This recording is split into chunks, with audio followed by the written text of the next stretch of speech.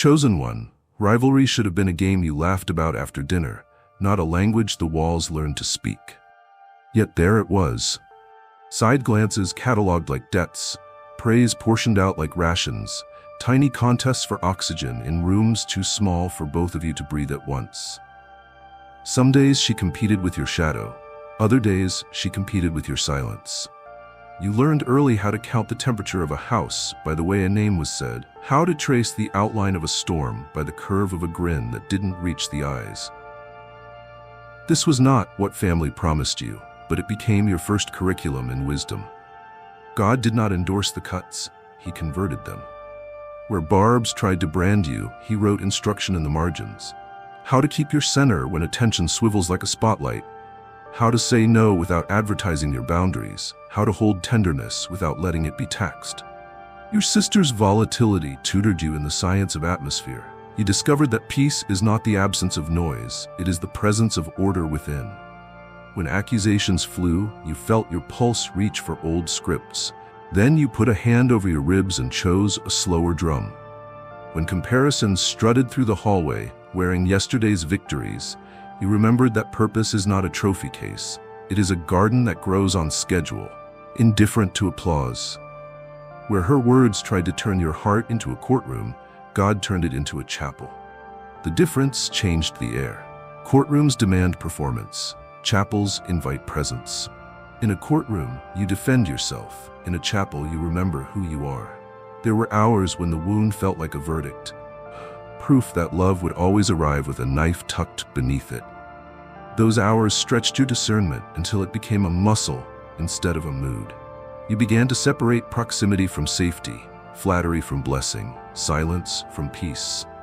You learned to recognize triangulation when it came dressed as concern, to decline invitations to rehearsed arguments, to step out of the choreography of prove yourself and let the dance end without a scene. Not every bell is an alarm. Not every summons deserves a standing response. This is what the wound taught. Mastery over your interior switches so someone else's lightning doesn't keep stealing your night. You did not harden to survive, you refined. The edge you developed is not a blade meant to injure, but a chisel meant to shape.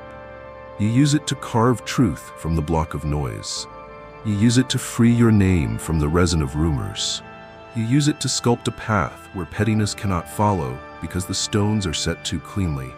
When she tried to turn affection into currency, you stopped trading. When she tried to sell your kindness for access, you raised the price to honesty. You learned that compassion is not consent and mercy is not mouthless. Your voice grew low and steady. People listened, not because you fought for airtime, but because your sentences began to land like anchors. God took what was jagged and made it generative. The wound became a workshop, then a window. In the workshop, you practiced the craft of repair, ending a conversation at kindness and resuming it at clarity, replacing sarcasm with specificity, asking for what you actually need instead of performing resilience until you collapse. At the window, you began to see beyond a single room's weather. Other souls appeared at your sill, friends, younger ones, even strangers, each carrying a version of the rivalry you survived. You did not rescue them. You rehearsed truth with them until their own legs remembered how to stand. This is the quiet ministry reserved for chosen ones, turning private pain into public clarity. Without turning anyone into a villain, you need to defeat to feel whole. Still, the first teacher leaves traces. On days when the house in your memory flickers back on and the old competition hums like a fluorescent light, you will feel the reflex to shrink, to apologize for existing, to pour yourself thinner so there is enough room. Breathe. Bless the child who tried to fit inside other people's comfort zones and invite them to live at your scale now. Walk through your present rooms and let your fingertips memorize the furniture of the life you built. Gentle rituals, clean boundaries, unhurried joy. Say out loud what the wound can no longer contradict. I am not a rival, I am a steward. I am not a target, I am a temple. I am not in a contest, I am in a covenant. Let the sentences settle like dust after renovation. The space is yours, it is holy, it is open. In time, you will thank the teacher without romanticizing the lesson. Gratitude does not sanitize what hurt, it simply recognizes the harvest. You did not get here by outshining your sister. you arrived by outgrowing the game. You learned the strength of staying kind when contempt auditions for your mouth, the strength of staying clear when guilt performs nostalgia, the strength of staying true when rumors paste labels on your back. The wound did not win. It worked for you. And you, quiet, steady, luminous, kept everything the lesson tried to steal and gave it a future. Chosen one, every family carries mirrors that do more than reflect. They recruit. Your sister held one up, with angles set to catch your anxieties and throw them back as identities. If you succeeded, the glass whispered arrogant. If you rested, it murmured lazy. If you set a boundary, it etched selfish across your forehead. This mirror was not crafted to show you yourself. It was engineered to keep the rivalry funded. But mirrors can be declined. You learn to step aside from the glare and find a truer surface. The still water of God's voice that does not distort when others are disturbed. Looking there, you began to see the contours of a life that did not require her approval to be valid. Refusing the mirror was not rebellion for rebellion's sake. It was consecration. You stopped measuring your progress by her reactions and started measuring it by your own fidelity. Did you tell the truth even when it complicated the afternoon? Did you practice restraint without calcifying? Did you offer kindness without mortgaging your dignity? These questions replaced the old scoreboard. They turned achievement into alignment. They taught you to love the invisible wins, clean exits from dirty arguments, slow responses to fast bait, the unposted prayers that kept your tone from betraying your heart. The mirror lost power because you stopped starring in the performance it required to stay bright. Of course, mirrors retaliate when they lose their audience. She changed frames. She tried nostalgia, curating childhood scenes to lure you back to the roles that once fit like costumes. She tried urgency, ringing your phone with emergencies that multiplied when you answered and vanished when you asked for specifics. She tried confessional intimacy that skipped accountability and landed on your doorstep as assignment. You stayed kind and you stayed new. Kindness kept your voice gentle, newness kept your calendar clean. You discovered that you could love someone without lending them your clarity every time theirs goes missing. You discovered that you could forgive without returning to the stage. In refusing the copy, you found your craft. You began to write family proverbs on your doorposts that the mirror could not edit. In this home, silence is for rest, not punishment. In this home, help is requested early, not demanded late. In this home, apology is offered without a receipt. You didn't just announce these, you inhabited them. Your living gave the words weight. Visitors felt the policy of peace before you explained it. Children, your own or entrusted to you, learned by osmosis that affection is not a competition and attention is not a prize to be stolen, but a presence to be shared. The new glass you hung in your halls returned accurate faces. People stood taller without being told to. The truest proof of maturity was not that you stopped seeing her, it was that you started seeing her rightly.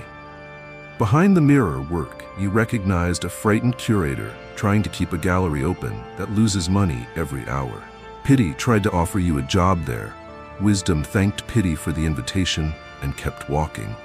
You can hold compassion without becoming collateral.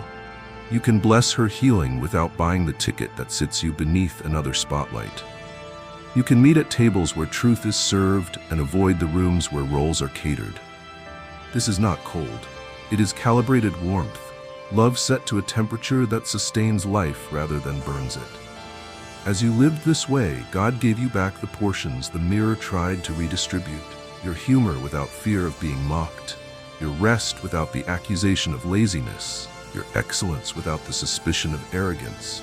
You learn to celebrate yourself in ways that do not require an audience, to grieve privately in ways that do not punish the innocent, to ask for help in ways that do not conscript the unwilling.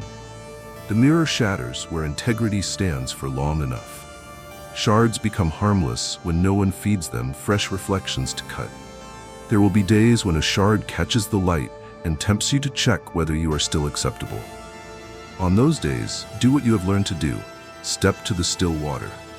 Let its surface settle until it holds your face without opinion. Speak your name as God says it. Beloved, building, bright with a softness that doesn't flinch. Remind your body that safety is not a rumor here. It is policy. Then turn and re-enter the day with your hands free for work that lasts. Craft, prayer, laughter, the ordinary genius of showing up on time to your own life. This is what chosen ones do when siblings become mirrors meant to trap them. They choose windows instead, and then they open them. Fresh air is not dramatic, but it changes rooms. You have become a window maker, a person through whom light and breeze find passage. Your sister can learn this craft too if she wants. If she does not, the sky will still be large over your house. Refusing the copy did not make you less of a sibling. It made you capable of being the kind your family needed all along, the one who will not trade truth for alliance or love for victory. The mirror can keep its glitter. You have a face to keep, a life to honor, and a horizon to welcome without flinching. Chosen one, some storms pass over a house and leave puddles. Some move in and start paying rent with broken plates and apologies that expire by morning. Your sister's weather did not ask permission. It arrived as sudden squalls over small things, as humidity that made every sentence sweat, as pressure systems that turned ordinary days into forecasts you learned to study before breakfast. At first you lived like everyone else, eyes on the clouds, plans made of paper.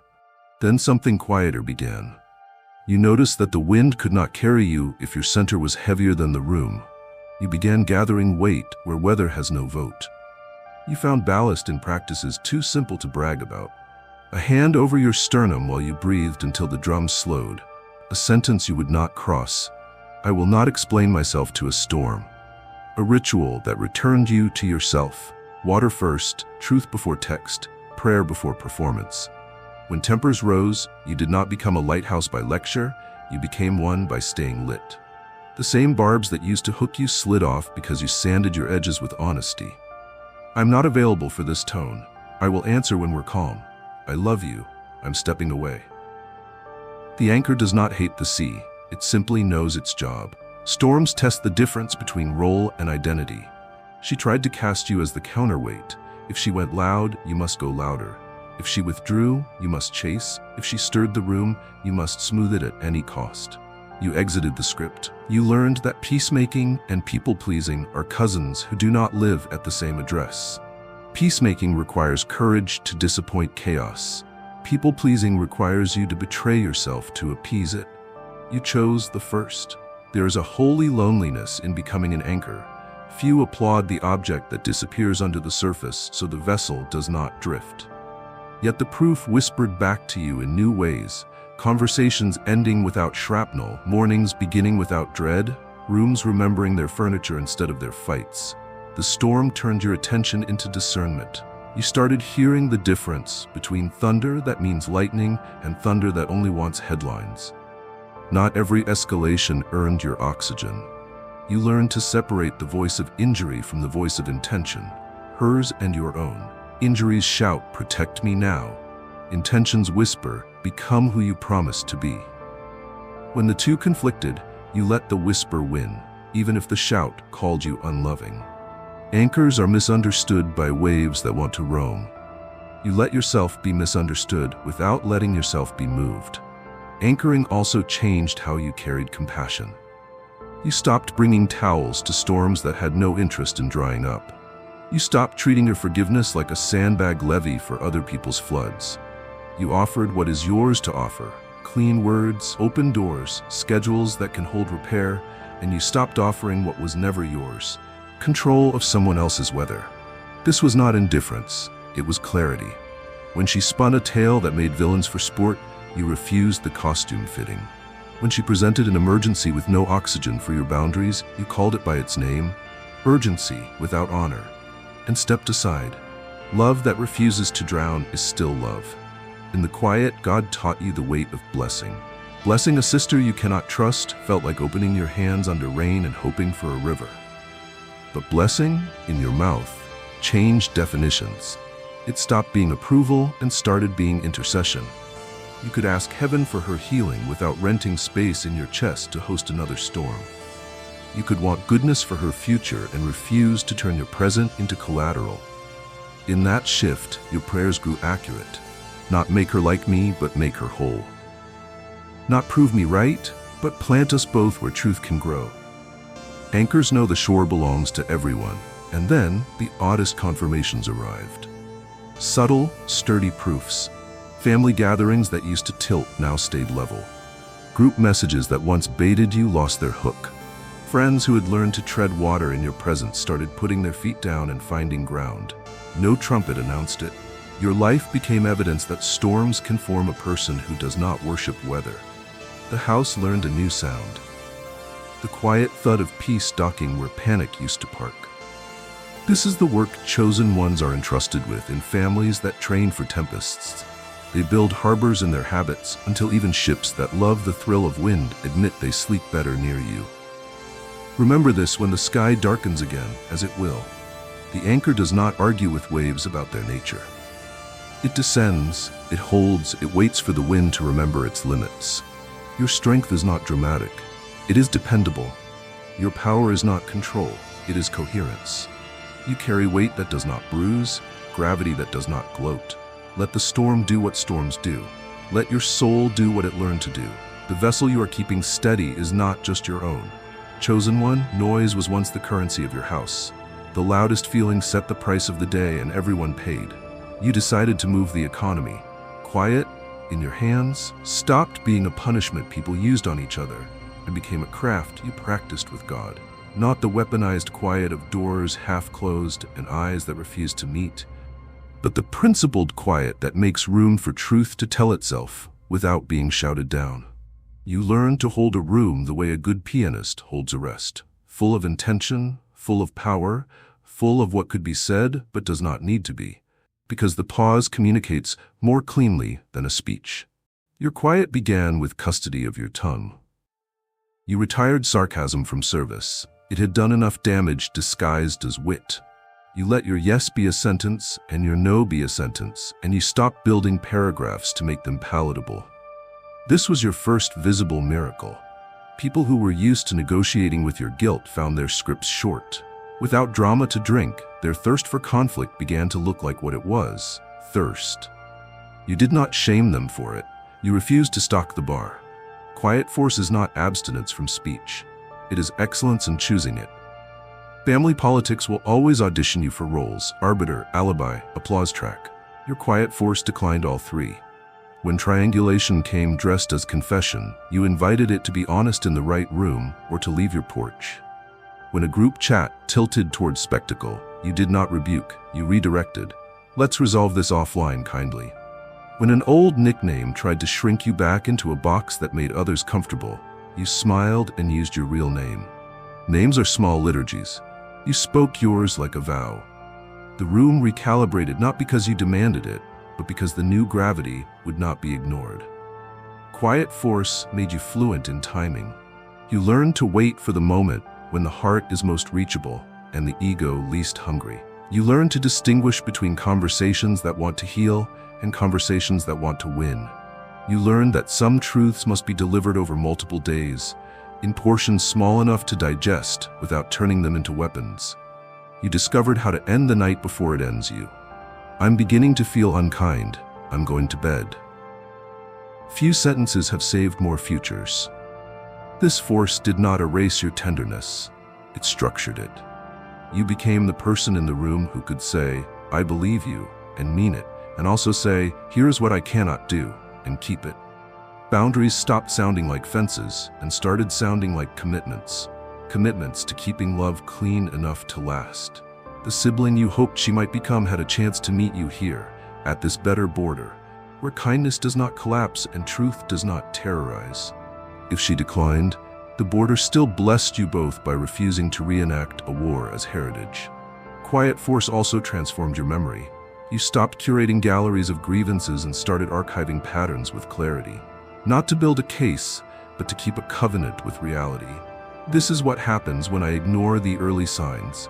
This is how I behave when I am exhausted. This is where repair goes well. This is where it does not. The archive made your compassion smarter. It spared you from the naivety that confuses access with trust and the cynicism that confuses caution with coldness. You became a historian of your own growth, and history, told honestly, became your ally. There is a social consequence to becoming a quiet force. You will be accused of distance by those who equate closeness with chaos. Do not defend yourself to that charge. Demonstrate otherwise. Your steady presence at small things, your untheatrical congratulations, your habit of showing up without needing the scene to orbit you. Over time, accusations run out of food. Results eat their lunch. The cousins who once only called when gossip was fresh begin to call when decisions need wisdom. The friends who mistook your boundaries for frost learn that they are shade, and shade is where people tell the whole truth. You did not build this force alone. You apprenticed with the one who stood before storms and said, "Peace. Be still," and meant both commands. Peace to the waves, be still to the wind. You learn to speak that way to your own interior first. Peace to the part that fears rejection and wants to run toward the very mouths that wound. Be still to the part that wants to win every argument even if it costs your softness. From that apprenticeship, your tone changed. Your words acquired weight without acquiring volume. The home you are building now has policies that can be summarized in a sentence and sensed at the threshold. When holidays come and the old playbooks circulate like well-worn sheet music, your quiet force becomes conductor. You set tempi others can keep. You lower volume with your own. You excuse yourself at the first sign your piece is being bartered, and you return when the market closes. You bless without bargaining, listen without lending your center, forgive without co-signing amnesia. Chosen ones are not loud about this work. They are thorough. And thoroughness, repeated in love, refactors a family's future. One more thing, because the old world will test you. There will be a night when your sister arrives with a storm you did not cause and asks for harbor you did not promise. You will feel the familiar pull to prove you are good by drowning. You will not. You will open the door, name what your house can hold, offer tea and truth, and point to the blanket and the boundary in the same breath. If she stays, she will sleep, not because you exhausted yourself, but because your quiet force turned the weather back into morning. If she leaves, you will sleep, not because you do not care, but because you finally do. Cleanly, rightly, in a way that keeps love alive for tomorrow. This is who you have become, chosen one. A person whose stillness has structure, whose gentleness has teeth, whose presence regulates rooms without requisitioning them. Among chosen ones, this is the signature. Not the thunder of victory, but the climate of peace that lasts. Chosen one, there is a compassion that empties the cup and calls it holiness. And there is a compassion that guards the well so the village never thirsts again. You were raised to believe the first kind was virtue. Say yes until your voice dissolves, lend peace until your bones creak, explain yourself until the sky turns. Your sister learned to mistake that softness for a lever. She pulled, and the day tipped again and again. But God was teaching you a different mercy, one that refuses to pay for love with self-erasure. This mercy is not made of sugar, it is made of light. It shows where doors are and where they are not. It warms the room and it keeps the stove closed. You began by rescuing less and listening more. When tears came salted with accusation, you did not sprint toward the fire carrying your own breath as kindling. You let the silence do its first work, sorting truth from heat, need from habit. Compassion told you to ask cleaner questions. What am I being asked to carry that does not belong to me? What am I being asked to surrender that God told me to keep? What would I decide if guilt were not the loudest voice? Those questions, whispered in the kitchen at odd hours, became a catechism that saved your future from becoming a landfill of everyone else's emergencies. You learned to place your love on schedules that honor reality. Care at 10 a.m. is devotion. Care at 2 a.m. for a crisis repeated for the 6th time without repentance is collusion. So you gave your yes a backbone. You marked the boundary with sentences that did not tremble. I am here to help you think, not to be punished for your feelings. I can stay on the phone for 20 minutes. After that, we can talk tomorrow. I cannot be spoken to that way and continue. Then you kept those sentences when the room performed hurt to break them. Compassion without compromise is a rhythm, not a speech. It is steady enough to teach even the most dramatic weather the time of day. Your sister's tactics evolved as your clarity did. The apology without change, the confession that skipped responsibility and landed directly in your lap, the peace offering that came with a receipt. You met each with a different kind of yes, the yes to truth. Yes, that hurt. Yes, that pattern is real. Yes, I want goodness for you that does not require me to disappear. This kind of yes is both balm and mirror. It soothes and it shows. It kept you from the cruelty of pretending everything is fine while your inside set off alarms no one else can hear. It offered her the dignity of reality and yourself the gift of oxygen. There is a difference between access and intimacy. Compassion yields a porch light. Compromise unlocks the safe. You kept the porch light on. You did not open the safe to hands that still loved breaking more than building. This was a grief at first, a death of fantasies, where a single perfect conversation or a single generous gesture would dissolve years of rivalry into an instant sisterhood. You buried those fantasies like seeds, because God was after harvest, not spectacle. In their place grew trust in the slow work, the way repetition teaches nervous systems, the way clean exits teach better re-entry, the way a room remembers the last tone and prepares for the next. You also discovered what forgiveness actually means in the economy of heaven. It is not a return to the site of injury with your guard down and a sign that reads, "Try again." It is a release of debt with a new ledger that does not confuse hope with history. You forgave the old scene while refusing to reenact it. You forgave the words while declining the role they tried to cast you in. You forgave not as a magic trick to make her different, but as sanitation for your own bloodstream. Forgiveness disinfected the memory. Boundaries protected the present. Together they made a future possible that neither sentimentality nor bitterness could build.